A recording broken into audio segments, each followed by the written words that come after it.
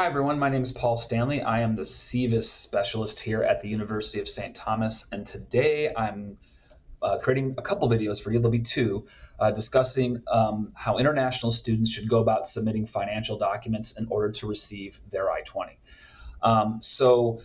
Any international student, when they're submitting for their I-20, has to upload to our OISS system some financial documents. I get a lot of questions about these, and so I thought it would be very useful to have this as a resource to help guide you in that process. So first of all, let's go ahead and talk about what is the purpose of the financial area of an I-20. A lot of students believe that the I-20 almost acts like an accounting document, that they want the I-20 to reflect the total amount of resources they have to spend on their 4 years or 2 or 3 years of education at St. Thomas. And that's simply not what an I-20 is for. An I-20 is simply an eligibility document. It's a document that I produce in collaboration with the U.S. government that shows U.S. government personnel that you are eligible to start studying at St. Thomas. And so because of that, it's not a document that I can use to show your full resources you can bring to bear when you start your education here.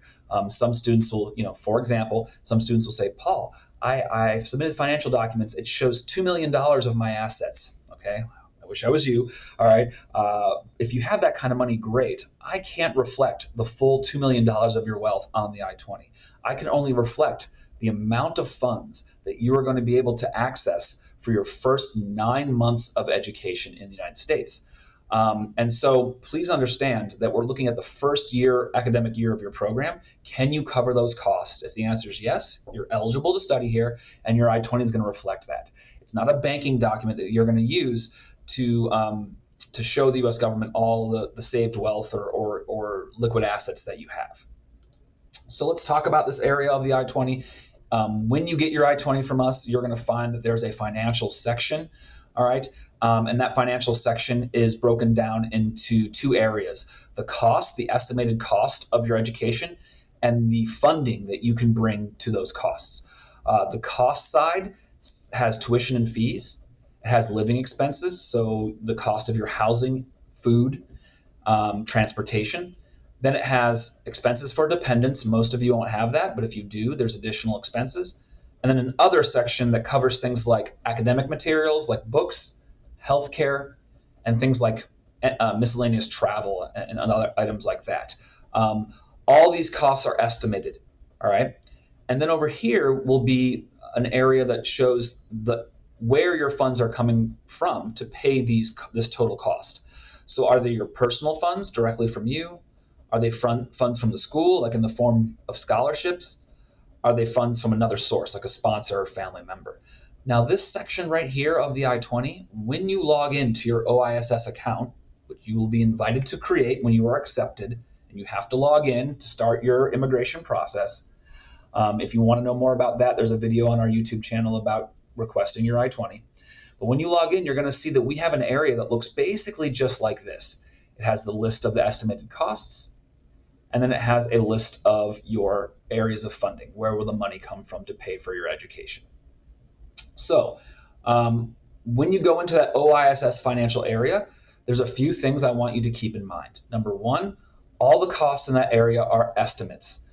We don't actually set costs for the upcoming fall term until the end of the spring prior. So for example, if you were arriving in fall 2025, we didn't actually set the costs for that until the May preceding it, okay? So the May before that, August when you start. But you may have been accepted well before that. So what we have to do as a department is estimate those costs. So I say this because a lot of times students want the I-20 costs to be an exact amount that you're going to pay when you start attending school here. It will never be that. The I-20 is not meant to be that. It's meant to be an estimated cost so the U.S. government can see, based on our estimates, can the student afford to attend. You're also going to notice that there are some areas of the I-20 that cover things like housing. Like I mentioned before, housing. There's an area that takes into account your health insurance costs. Sometimes students will say, well, Paul, I'm a transfer student. I already go to a school in the United States. I'm transferring to St. Thomas. Or I'm a graduate student, and I'm not required to live on campus. And I'm going to live with my grandparents or live with family or live with friends. can I not have to show those costs? And the answer is no. You still have to show those costs.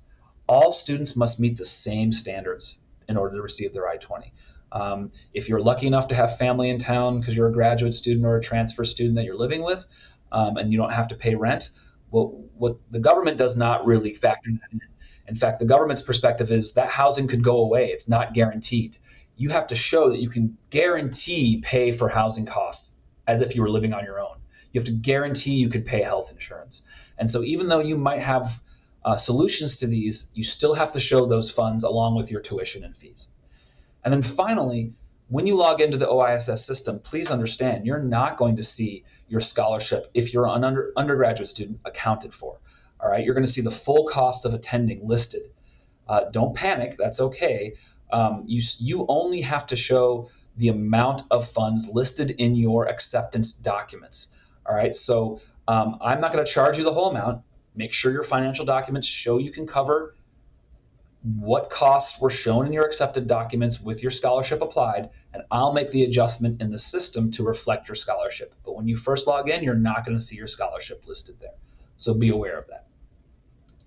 Okay, and so this is kind of the first half of the video. What I'm going to talk about next, the second half, is going to be over the types of financial documents that you must upload in order to receive your I-20.